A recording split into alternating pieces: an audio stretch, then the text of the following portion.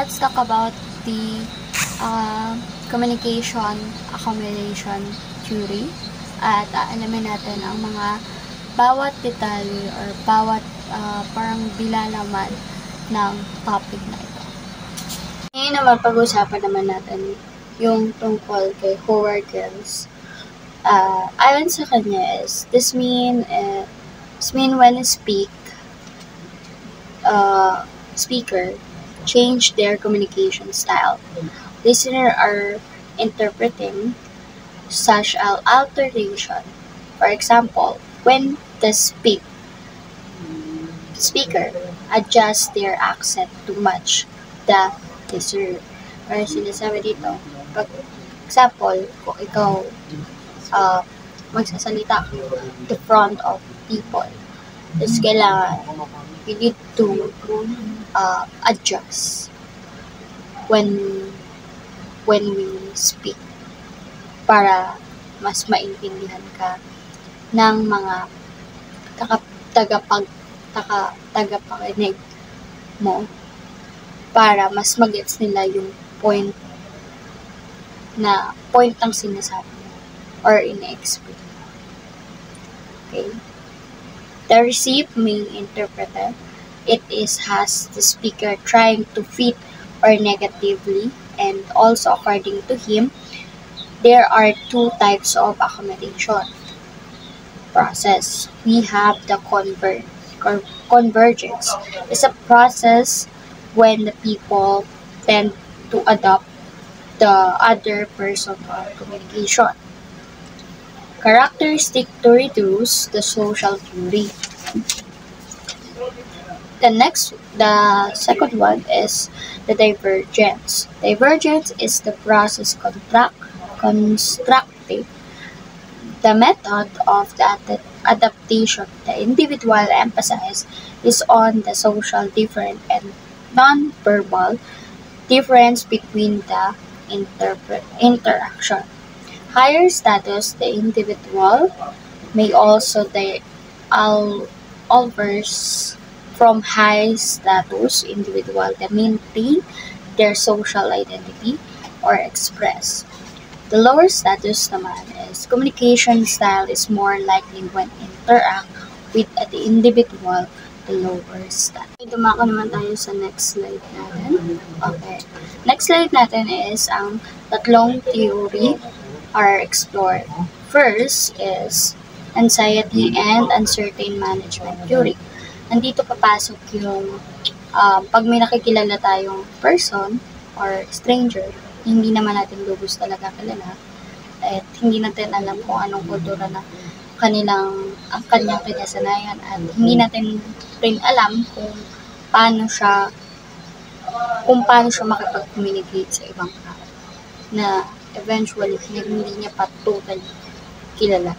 And also parang minsan na tayo as a person hindi kapantay kung paano natin express yung sarili natin sa ibang tao, paano tayo mag-share ng gusto natin sabihin. The second one is the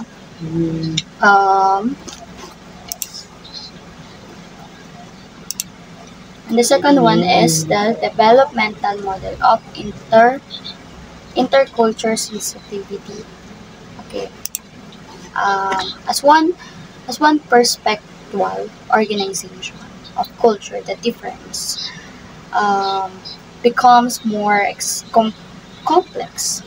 One's experience of culture become more sophisticated, and the potential of exciting competence in intercultural relationship increase by recognize how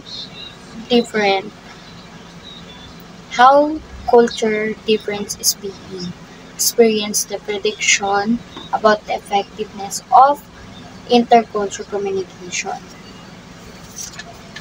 Next is the communication accommodation theory. Ano nga ba ito? Let's talk about. So, communication accommodation theory daw is how people change their communication style depending on who they are talking to or stand out.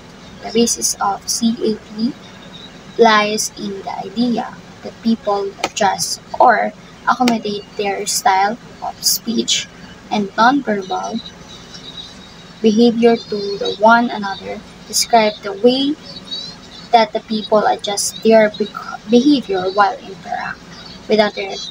However, that is to gain approval or influence the perception of summers.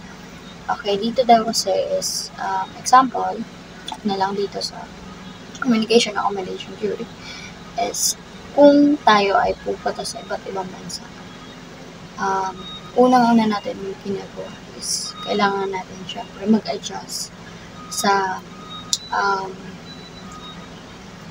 kung paano sila, speech nila. Magaya yung culture nila, yung language nila, kailangan natin mag-adjust. Next, dumako naman tayo sa iba pang parte ng communication accommodation theory.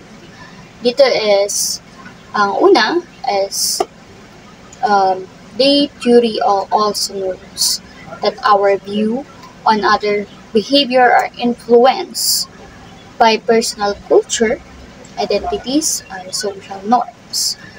Dito is parang sinasabi na minsan sa pag-uugali natin or pag-uugali natin sa ibang tao is parang dito na naaapektuhan yung personal culture natin or pagkakakilanlan din natin sa culture natin dahil syempre parang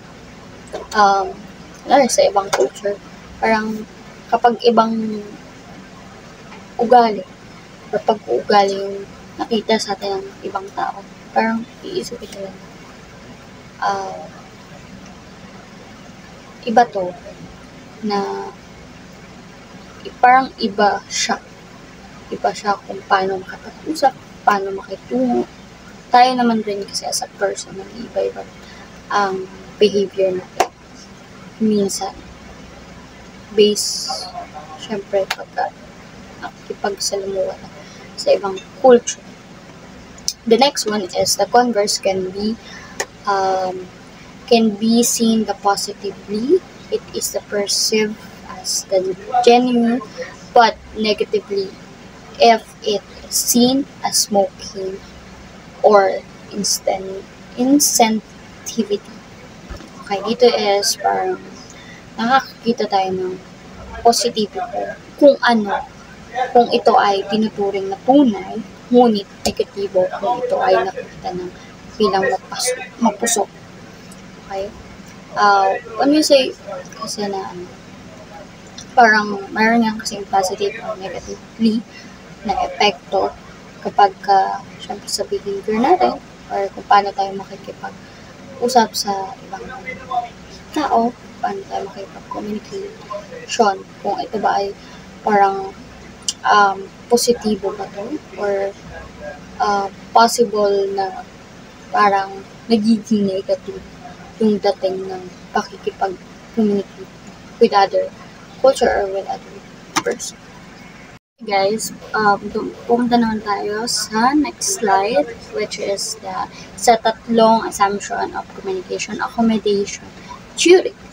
So first is interaction are shaped by social historical context, and past experience influencing convergence or divergence. Okay, ito kasi is parang when we say interaction, kasi parang ito is masasabi natin social historical. Kasi syempre parang minsan tayo nakakapag-ala tayo ng past na nangyayari sa atin, na na-share natin minsan sa friends natin or or relative. Next is the communication service both inter inter informational purpose and identity negotiation with the accommodation, enhancing understanding or divergence, promoting the clarity. Is dito is communication serve both international. Um, Siyempre tayo is kailangan natin rin i-enhance yung understanding natin sa communication kasi ang communication kasi is sobrang lalim, sobrang daming daming nakapaloob sa communication. Maraming purposes kung bakit merong communication sa isang tao or sa dalawang tao na nakikipag and syempre kailangan din natin adjust sa mga culture or destination na pinupunta natin or iba't ibang bansa. Kailangan natin mag-adjust when we say to communicate with that group. Next is barriers as forms communication are used to convergence or divergence, retrieve information and identity needs and influence and attraction, predictable or involvement. Okay, next. Gaya ng sinabi ko, sa communication, maraming variant siya, maraming nakapaloob sa kanya, and pwede din tayo kapasa-pasahan ng mga information na nalalaman natin sa kaibigan natin or sa kakilala natin, ganun, pwede natin ipasa kasi ang mga gusto nating sabihin. Okay, for the last slide is pag-usapan natin effective convergence can be lead to increase. Dito is parang masasabi natin is maaari itong humantong sa pagtaas ng attraction at attraction na pagkaunawa, ngunit ang hindi na labis ay maaaring makakita tayo ng negatibo. Kasi as a group, kung kunwari, halimbawa, group activity, syempre parang, diba, isa-isa kayo nakaroon ng suggestion, gano'n. Minsan, ito is parang may negative, attraction or negative interaction. Kasi, minsan hindi tayo nagkakaintindihan, nagkakaunawaan as a group. Dito sinasabi sa pangkalahatan ay may pinakamahalaga ng tao, pinahalagahan ng mga tao ang tunay na tumpak na tagpo. Okay? Sinasabi rin dito is communication is kailangan, syempre, pinagpapahalagahan natin kasi ito talaga pinaka-importante sa lahat. Pinaka-importante sa lahat ang pag-communicate. Kasi syempre, yung iba nahihirapan din makapag-communicate sa iba.